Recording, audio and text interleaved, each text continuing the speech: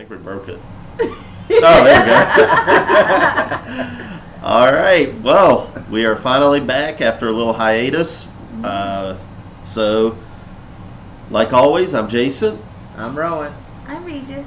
And this is Peeps on the Couch. So, like always, we're going to start this out going over the box office for the weekend. Number one was, no surprise, Secret Life of Pets, $103 million. Number two, Legend of Tarzan, $20 million. Finding Dory, $20 million. Number four was Mike and Dave Need Wedding Dates at $16 million. Number five was Purge Election Year at $11 million. Number six, Central Intelligence with $8 million. Number seven was Independence Day Resurgence at $7 million. Number eight, BFG at $7 million. Number 9 was The Shallows at $4 million. And number 10 was a movie I have no idea what this is, called Sultan, at $2 million. So, no surprise, really. I think anybody can agree. Secret Life of Pets being number one. This summer has pretty much been dominated with kids' movies. You know, Finding Dory pretty much has obliterated the box office.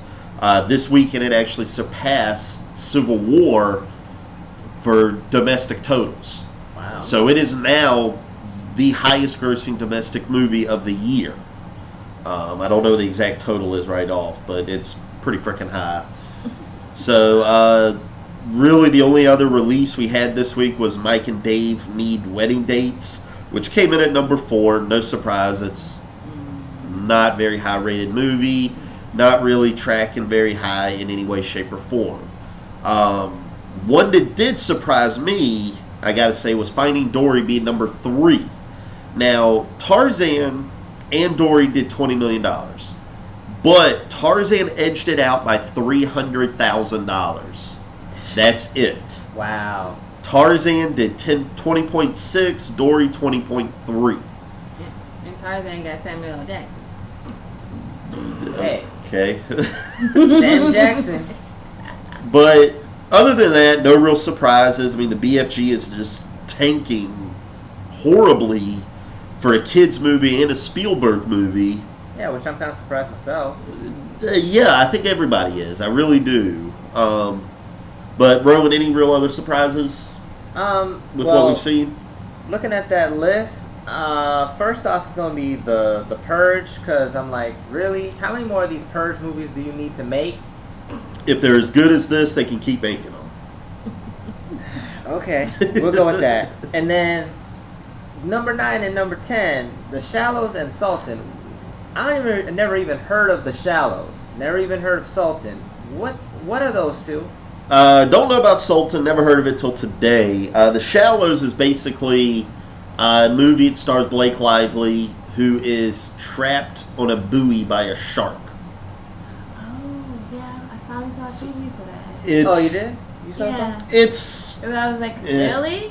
Like, yeah. You can't get away? Apparently not. Like, there's nothing? There's no one? Apparently she's some kind of, I think, a surfer or something. She hurts her leg, so obviously there's blood everywhere, and now she's trapped on this buoy with like a great white or some shark after her because of the blood. It's... Okay, well, I guess, but... Did you have to really make a whole movie about? I mean, how long Sure. that movie is? If it's more than like an hour and a half, it's getting ridiculous. Yeah, I'm about to say because I mean, really, you spend maybe 45 minutes in setup, and then the last 45 minutes is just on a buoy. Yeah. I guess I don't know. I haven't watched it. I had no interest in seeing it. But I am kind of surprised with the Central Intelligence that it's still at least even in the top 10, because no offense to The Rock, like I think that's probably what's keeping the movie up there. Is Pretty The Rock, much, I would say, because yes. Kevin Hart, I'm sorry, this is like a ride along, side story. Like, it has nothing to do with Ride Along, but it reminds me of Ride Along. That is what it gets compared to a lot, is a Ride Along-esque movie, but better eye candy. with The Rock, yes. Yeah, but from the girl's perspective, I can say that. Better eye Yes. candy. Yeah, I mean, it's to any former rappers. I don't want to get shot. But there's another. Barbershop came out. Yeah, Barbershop 3 was a while ago now. Mm-hmm. So, yeah, no. Let me see. 422 million is what Dory's at domestically. That's just domestically. That's just here in the U.S. That's not worldwide. That's an impressive number for sure for a movie to hit at. So, what about you, Regis? Anything? Well, with my job, I have a lot of moms and grandmoms, so they're talking about like, oh yeah, I gotta take the grandkids to go see Finding Dory. Finding Dory. Yeah. I was like, okay. Like, so mom and grandma, like, they're so happy that this came out to give them more connection, interaction, like with their grandkids. It's definitely been the summer of kids movies. It really has. You know, it's very few movies that have been released so far this summer have lived up to the expectations, with the exception of kids movies. They have been dominating the box office this summer. And even really this year, because if you include the Jungle Book in there, which again did exceptionally well, you know, like I said, Finding Dory did. Secret Life of Pets opening up with over 1 million is impressive. I mean, it's really been a good year for kids movies. So I would not be surprised if like any of the award shows start having like just nothing but kids shows, like movies. Awards for kids movies. Yeah, I don't see that happening just because it's, you know, generally when your kids movies, they're animated movies. So you have the animated category, which usually is always dominated with kids movies anyway. I mean, just look at, but you know, it's like it's going to be a lot harder for them to decide because of how great a lot of these kids movies are actually getting. Because from the previous year to this year, it's like, I mean, last year really there was, I mean, good Lord, what did you have? Oh wow! Inside Out was the only real big one that I can think of off the top of my head. Yeah, Inside Out was really like the only big one. Which was a phenomenal movie. It was a great movie. So, but that's it for the box office for the weekend. The next just a real quick one is today ended the embargo on early screenings for the Ghostbusters movie. Now, I'm sure as everybody knows, it's been a hotly talked about movie, debated, controversial. We talked about it a few weeks ago. Mm-hmm. And so all the press screenings were done, a lot of them anyway. But as typical when these press screenings were done, there's an embargo. Which what that means is they're not allowed to talk about the movie until that embargo ends. Now, for some movies, it's a lengthy period. God, there was one that just came out. I can't remember, but it had like a month-long embargo. Oh wow! And then, of course, like I said, with Ghostbusters, it was actually very recent. It wasn't even a week, because everybody I'd heard about that saw it was within the span of this past few days, and the reviews have been positive. A lot of people have liked it.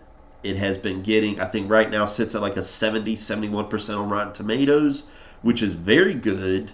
And I'm really looking forward to this movie now. I was already looking forward to it, but the trailers really did not help.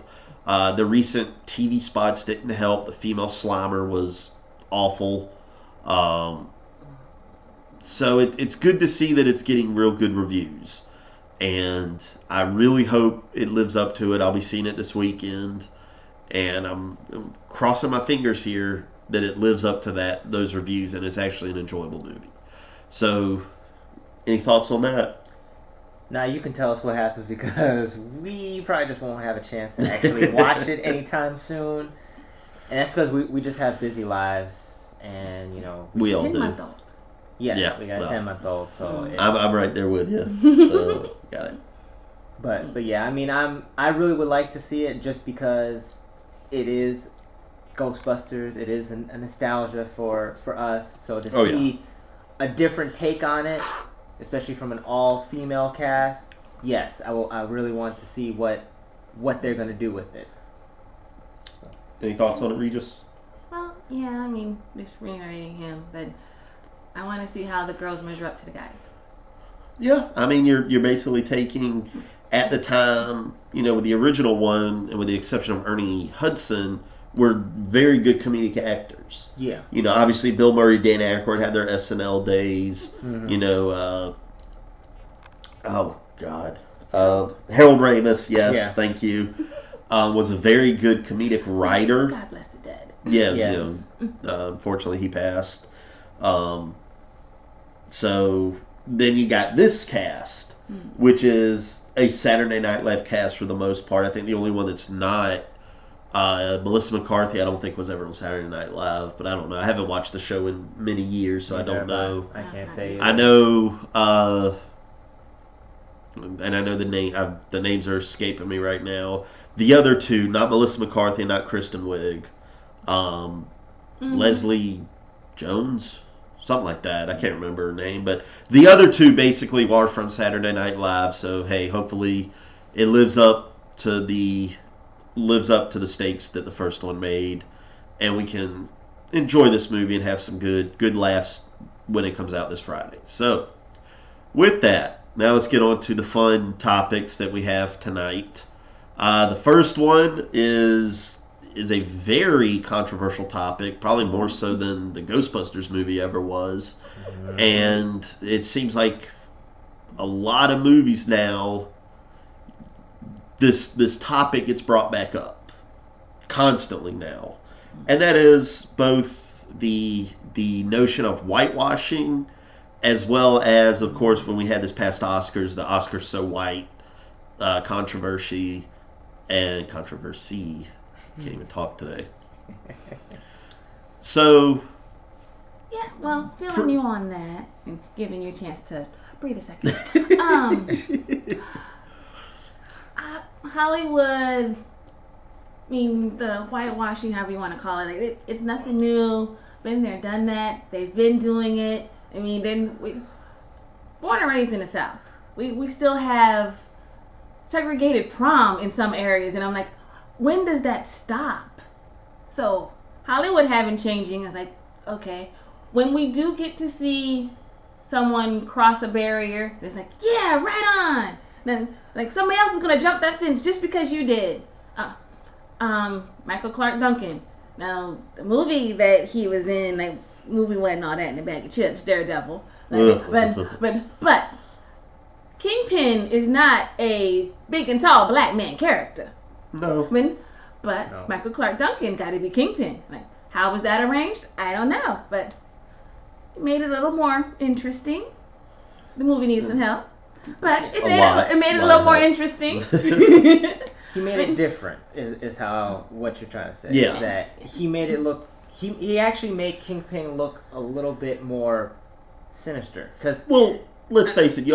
There's like nobody out there that's as big as the Kingpin was. He's a big guy in the comics. Exactly, and So- that's what I mean. For somebody to had to literally say, "I'm sorry, I cannot find a white guy to play Kingpin Without wearing a bodysuit. Without wearing a bodysuit. Very true. There's this black guy right here that can do it. We're gonna pick him. He can act. He can do it. And Michael Clark Duncan, Yeah. very good actor. Yes, he's a very good actor, and I actually believed him that he was Kingpin. Yes. As much as I didn't like the movie, he still sold Kingpin to me. Like, I really believed him as being Kingpin. And if they make another one, or try to make something where Kingpin is involved, I hope they still. Well, you had the Netflix. I hope that they find somebody else. I wish that he was still alive to do it, but and that's what I mean. It's like when you find a good actor to do a particular role, it's kind of hard, especially if it's a different color. Well, black actors in Hollywood run into that all the time. I mean, okay, bring up the chick, Halle Berry. Halle Berry is beautiful. Halle Berry is somewhat talented. Like, her Catwoman movie was crap. Like, and there was a lot of CG. Crap. There was a lot of CG that was Catwoman. The overall plot was very The different basketball from, court scene. and it was very different from most versions of any of the comics. But I'm like, okay, change her name to Patience and whatnot, like fine, whatever. Like, yeah. Catwoman would not wear open-toe shoes to a fight on purpose. Now, she could do a fight in open-toe shoes, don't get me wrong, but she would not purposely make that her shoe of choice. I mean, like, easy argument. Okay. She's a Catwoman. She's a Catwoman. She's a Catwoman fan. For those who don't know, she's very big into Catwoman. But Halle Berry as an actress, like, when did she get notoriety? Oh, when she played Storm. That was really where she got big. She got notoriety from playing Storm, but how did she get to play Storm? Like, because she already played a crackhead in Losing Isaiah. And I'm like, oh, and then I can't take care of my baby. And like, the white people gonna take care of my baby. No. Now, like, black babies belong with black mothers. And like, the mama couldn't take care of the baby. That's why the white people got her in the first place. Oh, might have been a boy. Whatever. They don't. If you could take care of your child, then people would try to take away your child. But she got notoriety for that. Then she got notoriety for Swordfish when she was half naked. No, she was naked. And I'm like, really? You gotta flash some boob for notoriety? I'm like, no, you don't. Yeah, you don't. If you're a good actress, you're a good actress. And that's all there is to it. But you want to be noticed. Then if I would really love to hear your take on Monsters Ball then. Oh, Another topic for another day. Yeah. So. Okay. We have black people say like we got Halle Berry, we got Denzel Washington, and like Denzel Washington got notoriety like not for all of the good characters that he's done as being like a positive black man, as like a struggling black man. No, when he was the dirty cop that got shot up, he got an Oscar. I'm like, what? Didn't matter about he was in Glory. There has been a lot of in the movie she's talking about Training Day, correct? Yes. I'm assuming that is yes. Yes. Okay. Yes. You know, there was a lot of talk when it came to him winning that award that it wasn't so much for that particular role as it was for one that a lot of people felt he got snubbed for, and this was just their way to be like, yeah, sorry, here's your Oscar. But I get what you're saying, yes, you know, because Training Day was not the greatest of movies. For him, Ethan Hawke was a little bit better for it. It's like, okay. Mm-hmm. But it wasn't one of Denzel's best roles. It wasn't one of his best performances. He still got the Oscar, regardless if you are of that mindset that, yes, it was for a previous role, which for the life of me I cannot remember what it was, that it was being told that, hey, this is the movie he should have won for, but he didn't, so he won it for this one.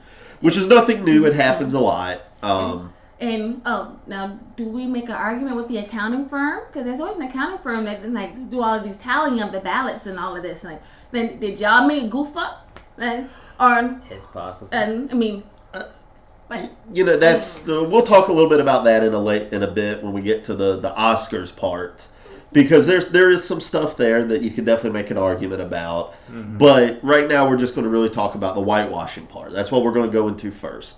Okay. Obviously, one of the most recent ones was with Scarlett Johansson being cast in the role for Ghost in the Shell. Which I told Regis about. You know, and regardless of the thoughts, obviously Scarlett Johansson, very talented actress, very, very talented.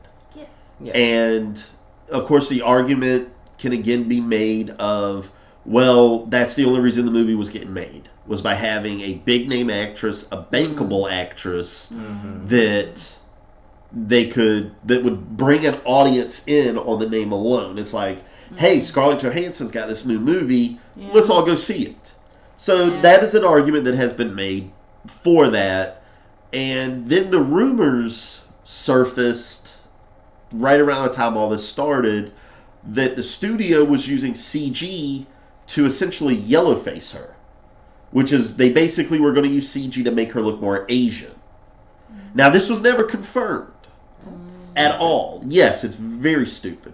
But that was like adding nuclear fuel to this fire. Yeah. Was when that rumor started. Exactly. Now, again, this rumor has not been confirmed by the studio. Nobody's actually come out and said that, yes, that's what they were doing. I'm sure so to their grave. Oh God, yeah, I'm sure.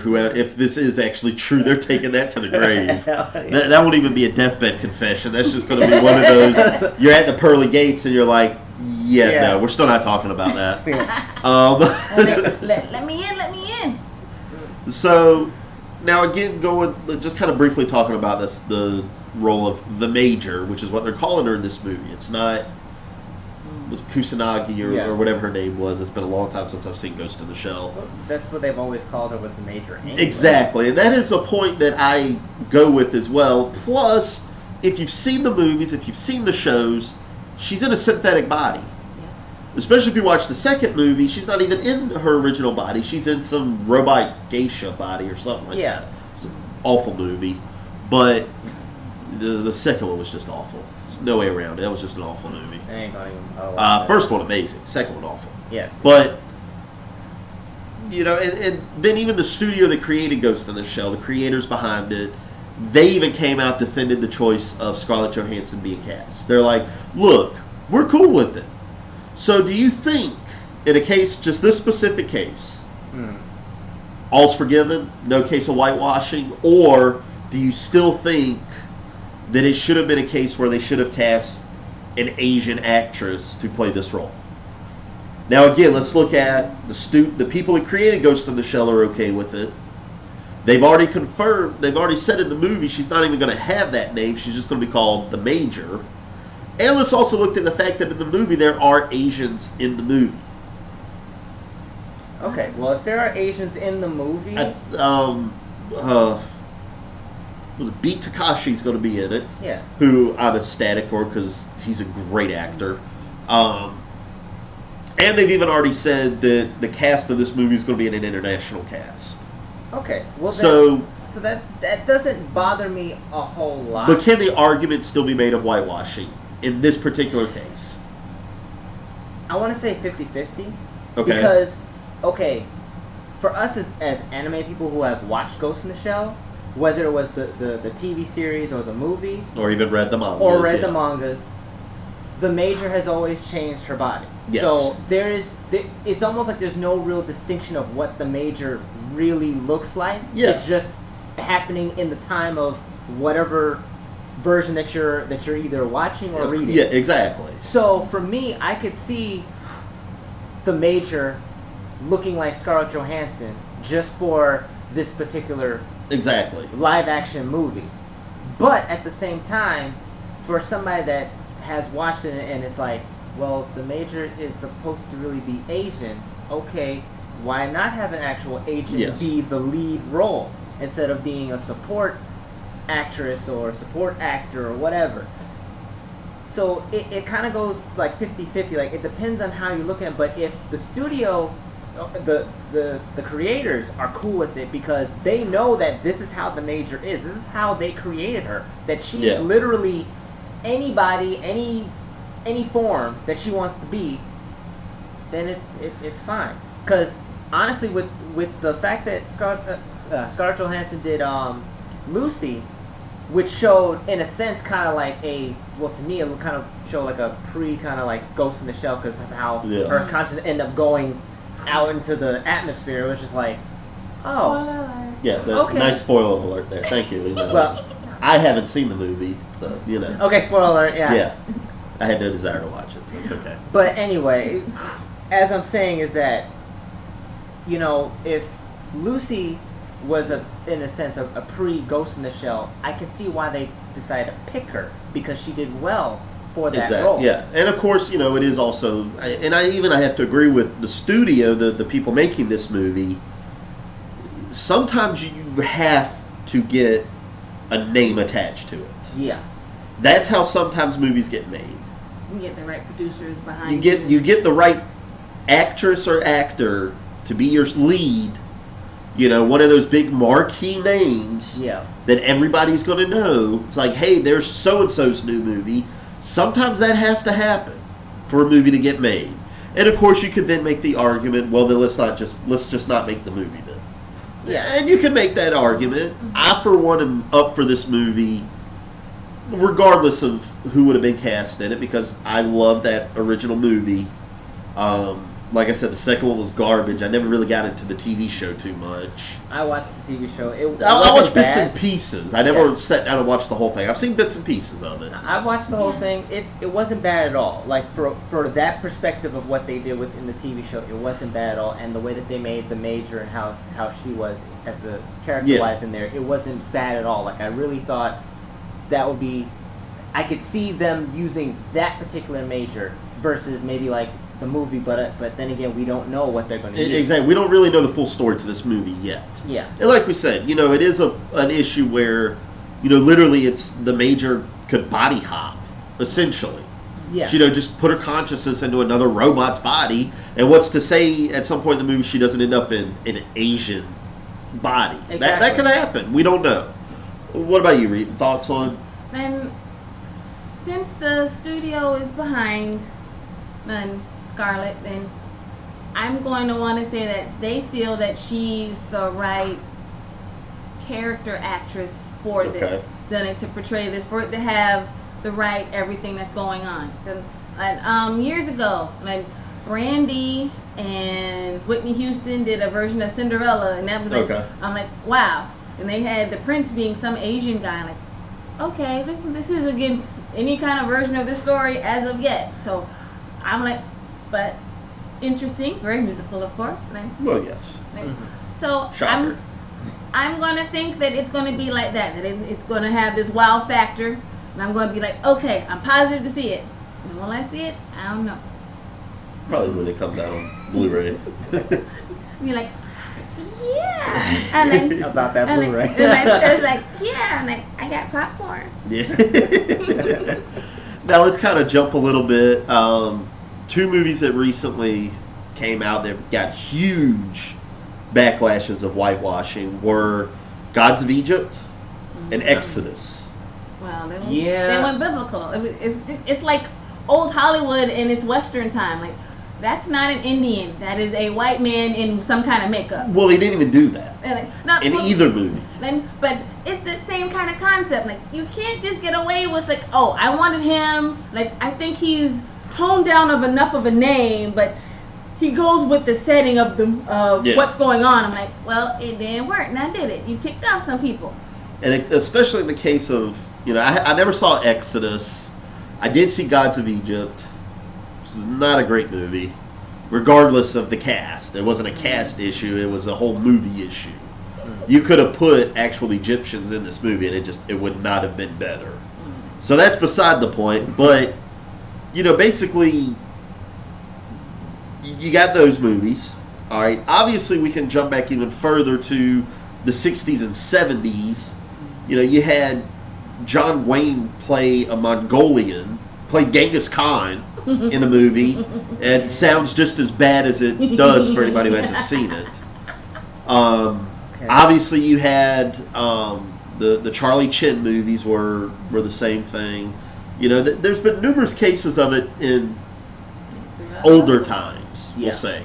Going back to the 80s, the 70s, 60s, so forth and so forth. Of course, there was that very big one with, I was going to say Mickey Rourke, but that is not the right person.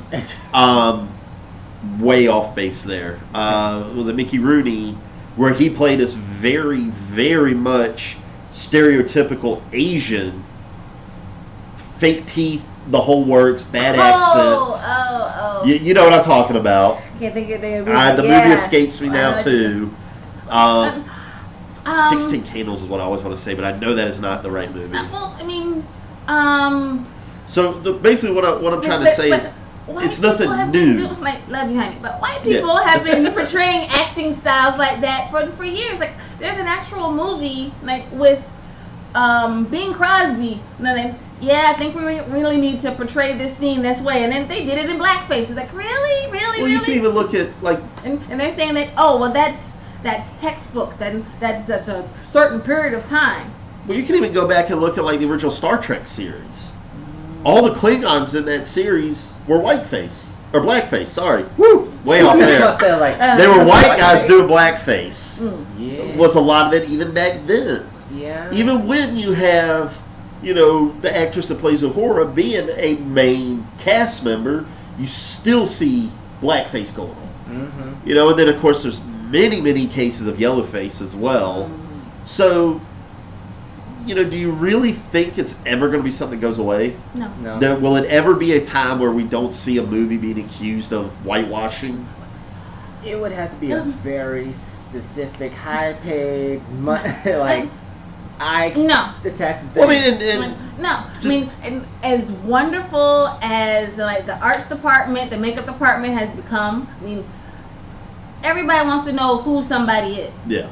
I mean, Shirley MacLaine then did a movie that's based on somewhat of a true story, where this French director got known for directing his wife, and all he could do was direct his wife. So he wanted to do this authentic geisha movie. Yeah, well, unknown to him, because somehow he wasn't paying his wife enough attention. Like, she was able to learn how to be a geisha enough where she can fool him and make sure that she never got too close. And so he's filming this movie. He thinks he's being a hardcore director, filming this movie, and his wife, white woman, doing enough. If it wasn't because of certain lighting and when he's doing editing, he wouldn't have actually figured it out before the movie got cut. And so he found out, and she realized that he found out, and he was like, oh, I actually offended and hurt someone. I realize that now. It can happen by doing this. I'm trying to show I'm this actress that can do anything in any color, but sometimes it doesn't go over the way that I, the actress, think it's going to go.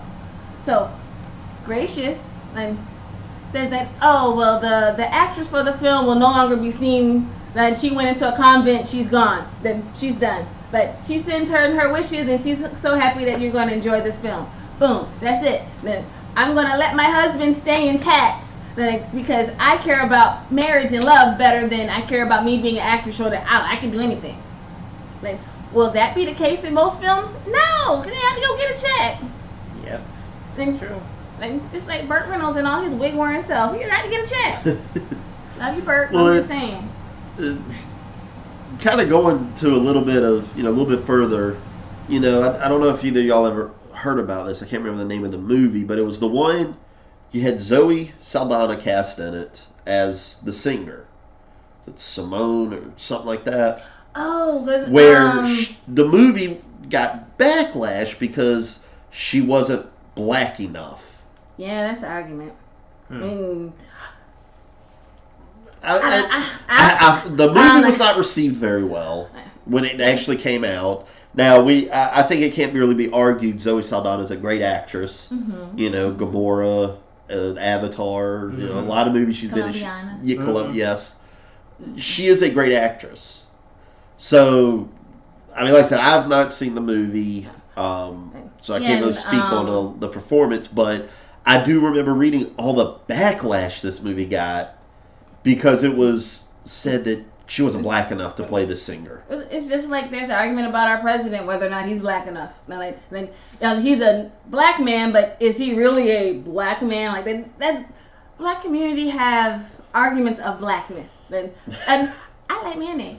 I'm in danger of losing my black card because I like mayonnaise more than I like mustard. It's as simple as an argument as that. That is true. I mean, I can drop an N-bomb around certain people and it's regular conversation, but if you say that's bro, do I know you like that? But depending on where I am, because I have other white friends that I do that with, but we cool like that. I hope so. I'm like, let me look at you twice. Yeah, she'll kill you first before I do it. No. You're not like Kramer. No. Yeah. I like you. Worst case scenario, and I might just give you a little scar. Oh, okay. Yeah. Right. Well, Rowan, I know she's pretty much taken up a lot of this conversation, so we haven't really heard from you on it. But I mean, your thoughts on a lot of that, or even some of the other cases we've seen recently, with Tilda Swinton and Doctor Strange. Why'd you cast her instead of an Asian actress or actor? And obviously the many other examples that are out there. I mean, the way I've perceived this whole whitewashing thing is, I mean, take a look at anime on a whole. When you actually look at the animation, most times people don't even they're not even drawn to even look Asian. You just know that they're Asian just because it happens to take place in Japan. Yeah, in Japan. Yeah. But when you actually come across those particular animes that actually are drawn as actual Japanese people, then you're like, oh, this is what Asian people look like, animated. But for the most part, you know, you're just kind of like, oh, they just look kind of like regular white people that have funky looking hair and all that. So different colors, you know. Yeah, so my take on it is like there's some reasons that you have to do it based on the fact that you may not get the right actor or actress to do it, or a money issue. But there's also the bad side of it, which is when you actually are doing a movie that should be done based on that race and everybody is just white, then it's kind of bad. It's one thing if you have like one person that is not that race amongst everybody else that is that race, then it's fine. Because, okay, like I said, going back with the Ghost in the Shell movie, the Major is she body hops. It doesn't matter what race she wants to be. She just body hops. So as long as everybody else around her is still Asian, because that is where it's taking place, then it's fine with me. But when you have a movie where it's supposed to be black people or Hispanics or Egyptians and everybody is white, there's no actual race. Reason no, it shouldn't be. Yeah, there's like no reason for it to even be that. Then it's like, why did you do that? Did you not actually try to go and actually look for actual Egyptians or other races? Or did you just figure like, oh, it's just cheaper to get white people to do it? So that's how I look at it. Was it cheaper? That may be an argument in that. And well, you know, in a case of Gods of Egypt, I mean, the movie, it made no money, so I don't think it really would have helped. I mean, it cost the movie was insanely expensive. They were never going to make their budget back, even if they did it right. So it just... But I mean, it still goes without saying, like, when you try to make a particular movie, do your research. Like, if you're going to make a movie that has a particular race in it, make sure that you at least have that race in there in some way, shape, and form. Doesn't necessarily have to be that you have to, you know, paint white people to be that, but actually find actual actors and actresses of that race, because there are actors and actresses of that race that could do it. You just either got to figure out money aspect or just let them know what the role is that they're doing. Because, I mean, hell, just if you're doing a movie where all the Hispanics are actually, like, you know, bank people, okay, just tell them that they're bank people. It's not a big deal. Why it's almost like they're scared to, like, say, like, oh, we don't want to offend so-and-so because they're having this less role. How many movies have we watched where we find out that this person that did this role was in it, and then they end up doing this bigger role later on, and you're like, where have I seen that person? Oh, they were dishwasher boy number 2. It's a little bit role in another movie, yeah, and you're like, but that's how they started. That's how they get themselves started, is when you give them a role. It doesn't matter what race they are. It's a role. But also do your research. That's all. I mean, that's all I gotta say about it. Yes, he believes in research. Apparently. The biggest thing we got out of it from him is do your research. Yeah, do your research. So, and, you know, even I agree. You know, I understand there's going to be cases where it just, to get a movie made, you need to do it, and you got to sometimes hire a certain actor to get that name on the marquee. Has it worked in a lot of those cases? No. I mean, Exodus had Christian Bale. The movie bombed. You had Gerard Butler in Gods of Egypt. The movie bombed. You know, and maybe Ghost of the Shell will continue that trend. You know, we don't know. We'll see. You know, the movie ain't going to be out for a long time, so we'll see what happens. I'll probably end up watching it, but we'll see.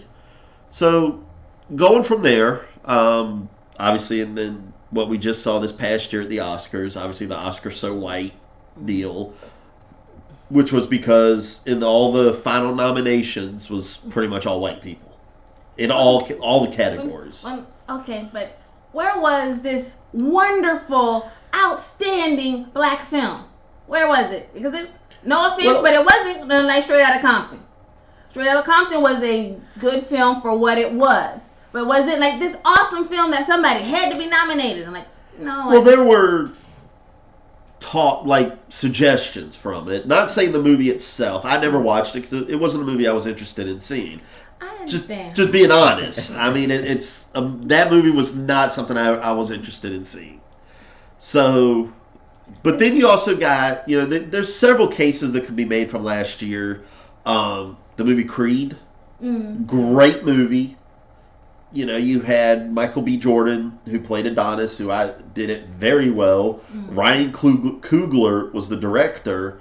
You had Tessa Thomas, I want to say, the young girl in the movie, the one who hooked up with Creed. She was very good in the movie. But none of them got nominated, with the exception of Sylvester Stallone for supporting actor. So you have that. Then there was all the other cases of Idris Elba for Beast of No Nations. Great movie on Netflix if you haven't seen it.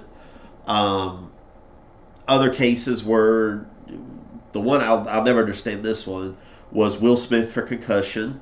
It's not that good of a movie. It was an okay movie. His performance was okay. I didn't think it would have deserved a nomination. But now, I can't think of too many more off the top of my head, but this also isn't the first year we've seen this either. It came about the year before that as well.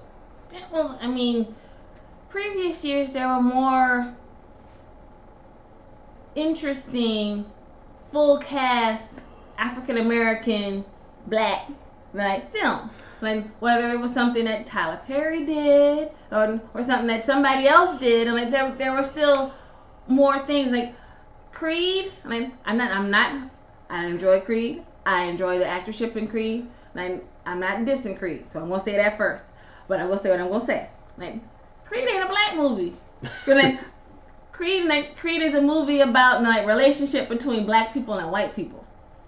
So it has black people in it. But it's not a black people. It's not a black movie. It's a Rocky movie. It's a Rocky movie. Yeah, it really is. That's why he got nominated and got an award. I mean, it's not about him. It's not even a direct Rocky movie because it's not about Rocky and Rocky kids. It's about someone that Rocky had a fight with, kid.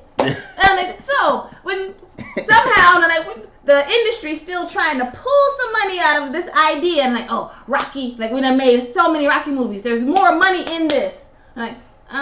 Okay. Well, I mean, originally, even in that movie, Sylvester Stallone turned it down. He wanted nothing to do with it. But then he ended up reading the script. It was Ryan Coogler who got him to get back in it. I'll be right back. Yeah, it looks like she's waking up. So, a little bit of a case could be made at that movie because it was probably one of the best movies of the year last year. And then you had, of course, Straight Outta Compton, which was mentioned. I did not watch it. I didn't watch it either. So I can't really speak for that, but I've heard it has some good performances in it. I'm sure it did. But here's the thing. The big issue seems to be a lot of people have taken up with is not so much that the nominations didn't happen this way. It's the voting. The Oscar voting council, or whatever you want to call these people, it's like a couple thousand people, that are mostly old white guys. Yeah, because didn't you tell me it was like a lifetime membership? It's a lifetime membership in this, which means when you're in, you're in. And until you die. Yeah. So we don't know how many of these old white guys are still, attached to a freaking IV tube. Exactly. It's basically hooked up in an IC in some old person's home somewhere, you know. Still voting. But yeah. But the way the voting works, and this is the part I want to see the results from. All right? I want to see the actual voting numbers. That's the part I want to see. Yeah. Because, sure, Michael B. Jordan didn't get the nomination for Best Actor. But how far off was he from getting that nomination? And I think that would actually calm a lot of people down, Yes. especially black people. Because that's really what's bothering us. In fact, we don't know what the actual and that's the one thing there hasn't been a call for, is to see these results. Yeah. Release the numbers. See where Michael B. Jordan placed versus Bryan Cranston for Trumbo. Yeah. Or Matt Damon for The Martian, Now, I will say, this particular case, he wouldn't have won anyway. The Oscar was going to Leo for Revenant. I feel very strongly about that. As much as I enjoyed Creed, it was no Leo and Revenant. No. So, I agree. but there's also something to be said about being nominated. Yeah. Making that short list of nominations. There's something to be said for that. That's like, hey, you were nominated for Best Actor. That's awesome. So, Exactly. I want to see the voting results. I want to see. Now, could it be a case where, okay, what if, could you really scream racism if, say, Ryan Coogler didn't get the nomination for Best Director by 20 votes? Could that argument still be made? If only he was only a few votes shy of it. Not really, cause I mean, Now, if he only got 20 votes, yeah, if he got 20 votes, yes, then that's a whole other topic. That's race. That to me, that's racist right there. But no, if you're saying like he was only off by 20 votes, then no, because I mean, if it's only 1,000 guys and you're only off by 20, that's a huge. Not to say a huge number, but that's not a lot of votes away. Yeah. I mean, you're just a handful of people away from getting into that short list of the nomination. Yeah. So that's why I think that, don't so much blame the Oscar the voters yet. Let's see the numbers first. And like I said, if you see Ryan Coogler only got 20 votes out of 3,000, okay. Then we can make an argument here. But if he got 2,000 votes, but was only shy of a few votes from getting into that short list, me personally, I don't see an argument could be made there. Yeah. I just don't, because it's a matter of opinion at that point. Could there just seriously been that many people that didn't think Creed wasn't as great as some of the other movies?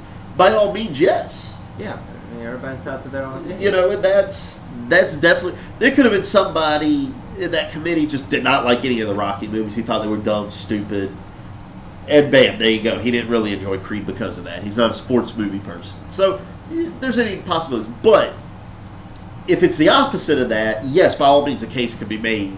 Yeah. Because you're talking thousands of people, and only 5 of them thought that Creed was a great movie and deserving. Okay. Yeah, and I agree that it show us the votes, because it would really help us out. It would really make us as consumers for these movies also know that, hey, we have our opinions about this movie, but you know what? Knowing that Hollywood themselves have their opinions about this movie, it also will show like, hey, you're not being racist about it, and then a lot of us black people will not be so angry about it, because yes, at one point I was a little bit angry about it, but then when I actually sat and thought about it, it's like, it may not even just been, well, until you brought up the votes, but I just really thought it was just the fact that the movie wasn't as held up to what Hollywood wanted it to be, because that's how it is with the Oscars. Oscars is that you have to hold up to you're the best of the best. Yeah. If you get nominated, it means you are one of the absolute, out of the hundreds and hundreds of movies that came out that year, your movie was one of the best in this category. Exactly. And that's how I think it needs to be. I don't think we need to get to a point where movies or actors or directors get a nomination.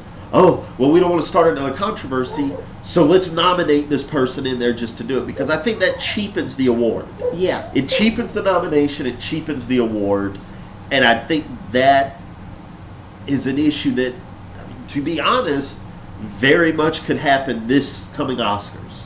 Yeah. You could see that going into it where, well, did so and so only get the nomination because they're black or because they're insert other group of people? Yeah. That very well could be the thing that looms over the head of any nomination, whether it is deserving or not. That very much could be. And I think that's where this whole topic needs to tread carefully. Mm-hmm. Now, of course, they just came out, maybe a few weeks ago, and the committee added like 600 new members. Oh. Now, hopefully they're young and not. Well, you had, just like two of them right off the top that I can remember right off. John Boyega, who, of course, Finn in the newest Star Wars movie. Huh. Then you also had Oscar Isaac, again from the new Star Wars movie, Poe Dameron. Oh, so wow. They're adding a little more diversity in there. But do you think it was something that, obviously it was something that probably needed to be done because the numbers were so skewed. Yeah. Like I said, it was like 70% old white guys was on the committee. And now it's a little more, it's still very skewed, but it's a step in the right direction if that's their goal. But again, I think what's going to end up happening is, just for argument's sake, Idris Elba gets nominated again and he wins for Best Actor. Obviously there's going to be, and I don't even know if he's done a movie this year. I really can't think of one, but if he has, whatever. But yeah, I just can't think of any. For argument's sake, if that happens, do you think it would cheapen the award and the nomination? Kind of. Do you have anything to bring in on this? No? No. Okay. Not yet. But do you think it would cheapen the nomination and possibly award down the road? Maybe even this coming Oscars with everything that's gone on. It's possible. But and I'm trying to carefully I guess say this, but it could cheapen it down the road just because of the fact that people are gonna start trying to play this pity card, because these certain races didn't get it. Let's now. Well, we don't want to start another controversy, so let's just give it to them. Just give it. Yeah, and it's like that's crap. Honestly, if a movie can't get to Oscar level standards, then it should be nominated. They should be nominated. There should be no point of even trying to argue it. I agree with that 100% because then, like we were saying, it cheapens it.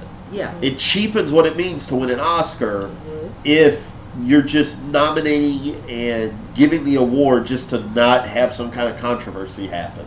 You're right. It would cheapen it, and it would basically ruin the whole idea of the Oscars. Then the Oscars is an award show that's on a certain platform, but there's dozens of others. Oh yeah. And there are a handful of Black People Award shows. NAACP and BET does one in particular. Mm-hmm.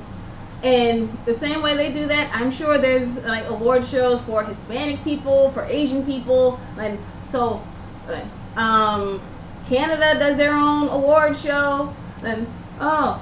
It's a very apologetic award ceremony. There's no acceptance speech. It's just apologizing to everybody for winning.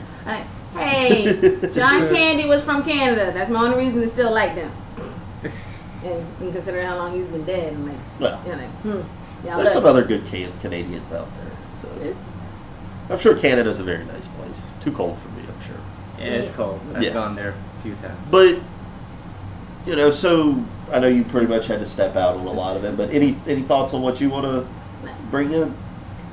The Oscars is a certain level, and best of the best. We're not trying to lessen or diminish that certain level in any way, shape, or form. But it does seem that some of the idealistic values of what makes a movie that certain level has been a little whitish. Like, oh, if Martin Scorsese does something, oh, boom, it gotta be because like that's Martin Scorsese. And that argument could be made again. You know, like Bridge of Spies was not a great movie, but it got nominated probably strictly because it's a Spielberg movie.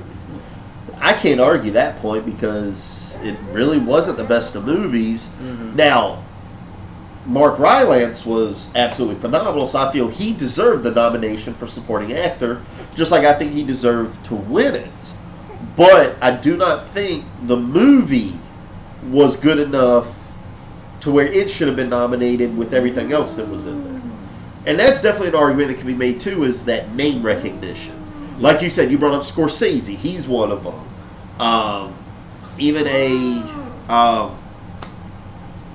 God, it's killing me that I can't remember it because I know it so much.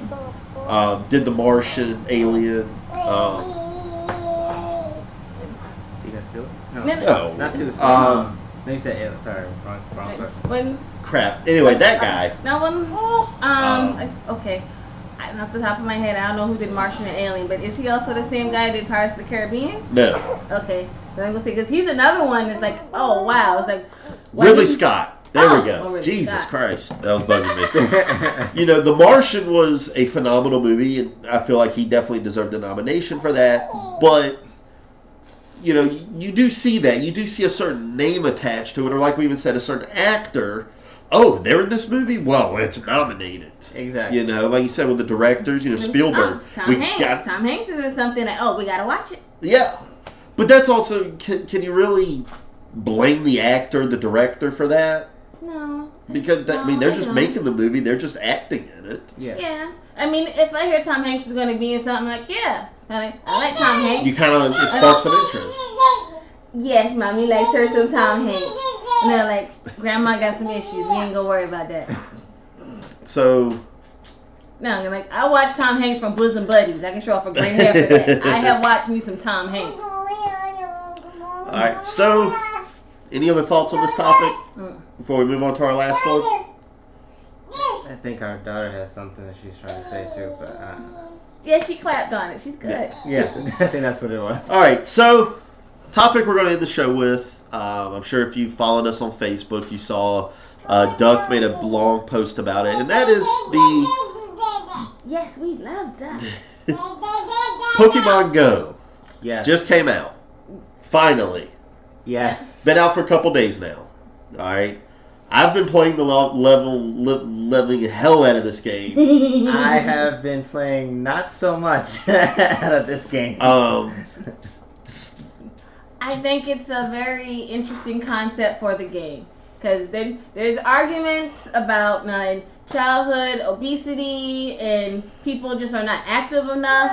And if this is a game that will get people moving, even if some people may do a slow drive in their car, that may get somebody else. Like, I wasn't going to name names, but that may get someone else to do a slow pedal on their bicycle. Like, hey, being active for the longevity. That's what we want. We want to hear about you gamers when you're 90. Yeah. And you can definitely notice it because, hell, even over the past few days, I've seen a ton of people walking around on their phones, just walking like this.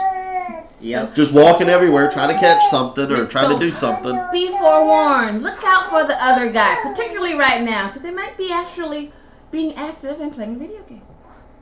But, one thing I do want to say is this has probably been one of the most disastrous launches of a game, especially on a mobile platform, I have ever seen. Yeah, because when I first actually played it, which was yesterday, the very first time I tried to get on it, it just said server was not good, and that has try again later. That has been constant since this launch. What the crap? And then I got back on it like 5 minutes later, went back on it again, got to start playing. Yeah. And this game makes no sense. But there's absolutely no tutorial. Go in knowing that this game will not tell you how the hell to do anything.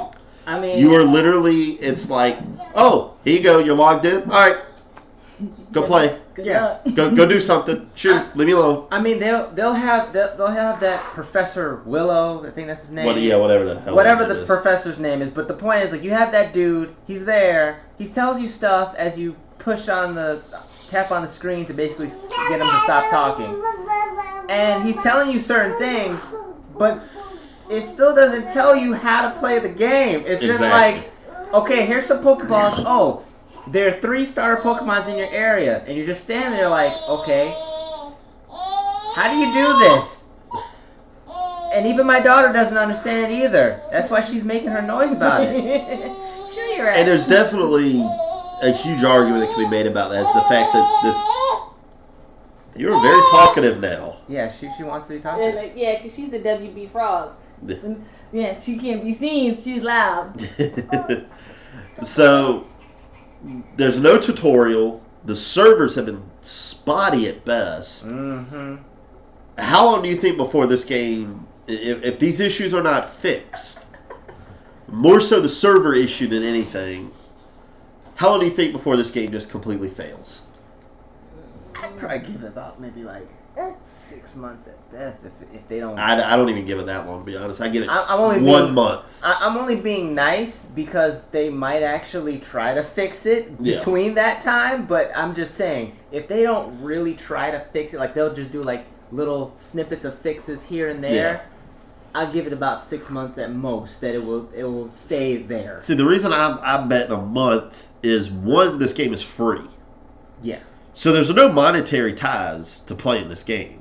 It's not like if you go buy a game at the store, you've spent money for this game. Yeah. You still want to try to play it to get your money out of it. That is This true. thing's free. All Yeah, right. it Yes, is there's free. microtransactions, but you don't have to do that. Mm-hmm. So there's no monetary value attached to it. It is a mobile game, which Yes, most of the time we like free. Most of the there's time. not much attachment to a mobile game. They're usually very short attention span kind of games. You don't really spend a whole lot of time in. Yeah. So that's why I give it a month. If these problems are not fixed, more so the server issues, along with some other little minor problems, there's a lot of people complaining that live in more rural areas. There's nothing. Yeah. There's no Pokestops. There's no Pokemon. It's nothing. Case in point, where we're filming this right now, there's only one Pokestop, and that's down the street where the post office is. Yep. That's it. There ain't no Pokemon around us. There ain't nothing else. I literally log in and I just look at myself just standing there doing nothing. Exactly. Because Yeah. there's nothing. That's and when I'm at home, it's the same way. When I'm at the house, there's no Pokestops nearby. There are some nearby, but again, you got to get up and go out. And when it's let's put it this way, this is Georgia. In the summer, we hit triple digits with humidity. Yes. I ain't going outside. More than you can help it. Unless the most I will go outside is to go to the car to crank it up to go somewhere. I'm not gonna go walking to play a game. I'm not giving myself heat stroke to Exactly. play this game. I mean, you're talking about days where the minute you step outside, you start sweating Yes. because of the humidity. That's not fun. I don't want to be out in that. It's not. And And any sane person would not want to be. Now, it's different if you have to for work or purposes like that. But to play a game? No. Regardless if it was free. Even if, no.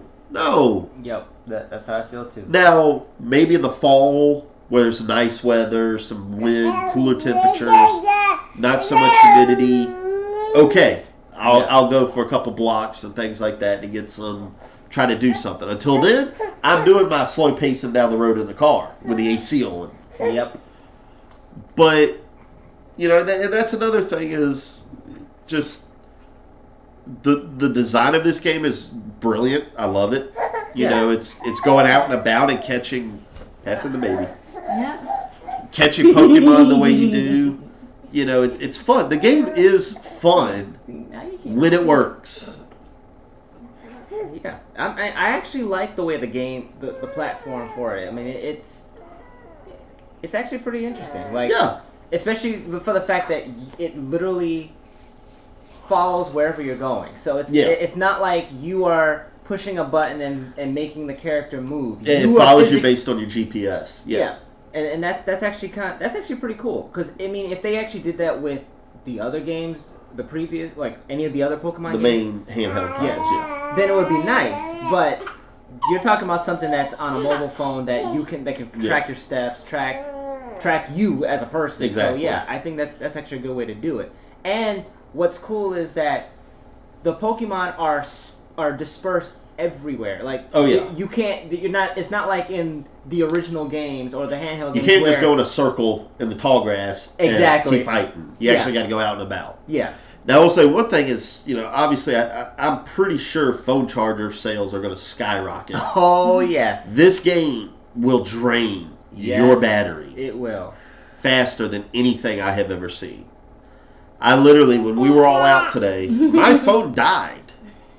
That's never happened. Yeah, I knew you were down at, like, you got 10% battery. Like, by the time we got home, it died. Like, literally, my phone died because it ran out of battery life. But I'm scared to see the data usage. That is something else I want to see, is just how is the data usage? Because let's face it, when you're walking down the street, there ain't Wi-Fi. You're on data. Yeah. I mean, granted, I have unlimited data. I'm sure most people do, but there's probably some people that don't. And yeah, grandmas, like moms, aunts and uncles that let kids play with your phone. Be mindful. Yes. Oh, this was something that was like, why is my bill so and so? Like, just in case. Yeah, and it's fun. I enjoy it so far. It's got its problems. I hope they get through it, and this turns into a game that is very fun, and it can continue to be played for years. So, any other thoughts on Pokemon Go before we sign off for tonight? I'd say, play it if you can, because I've heard that it's hard to get on it once you actually try to play it. But when you do get to play it, you'll enjoy it. Just be mindful that there is no tutorial, so you kind of have to figure stuff out on your own. Read online. Yeah. There currently, it seems like every gaming nerd comic book website is posting articles about this game. Read them. They tell you how to play. They actually tell you how to play this game. Tips, things like that on what to do. So check those out if you're interested in playing. Anything you want to add? So. Have good shoes for walking. Yeah, definitely. Have good walking shoes. Yeah, you want to be comfortable. Yeah. So. And hydrate, especially if you're in our kind of heat. Yeah, if you're down here in this weather, definitely water, Gatorade, Powerade, something. Get something. Yep, please do. Because we don't want to be hearing stories on the news of people dying from playing this game. Because they thought they just had to walk outside. And somebody walks in the middle of traffic and gets splattered by an 18-wheeler or something. Just pay attention. Yes, please pay attention to your surroundings. Yes, please. And walk and game responsibly. There you go. Yes. I mean, we go mall walking. We want to get our exercise in. We know the heat. We walk in air conditioning. It's a twofer. I get the air conditioning I want, and baby gets a good clean bathroom because we in the mall. Because I'm like, we'll bust them all out in the bathroom is there. Well, maybe the women's bathroom. Men's bathroom, not so much. So. Depending where we are, I would bust them out. I'm like, hey, I got something for you to post. Now we about to bust them out and make them embarrassed. Yep. So, all right, well, that's our show. We'll be back next week. Talk about something else. So to end it, of course, I'm Jason. I'm Rowan. And this is Tarani. I'm Regis. And that's our show. Thank you.